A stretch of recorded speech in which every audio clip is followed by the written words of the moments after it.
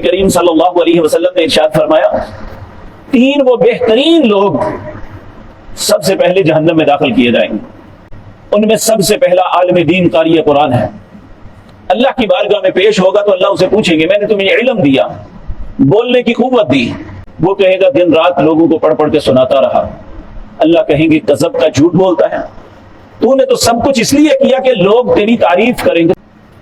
دوسرا وہ شخص جو اپنے مال کو خرچ کرتا تھا، اس سے اللہ پوچھے گا میں نے تمہیں مال دیا، کیا کیا؟ وہ کہے گا دن رات اللہ تیرے رستے میں خرچ کرتا رہا۔ اللہ فرمائیں گے کذب کا، جھوٹ بولتا ہے، تو اس لیے خرچ کرتا تھا لوگ کہے کہ بڑا سخی آدمی ہے۔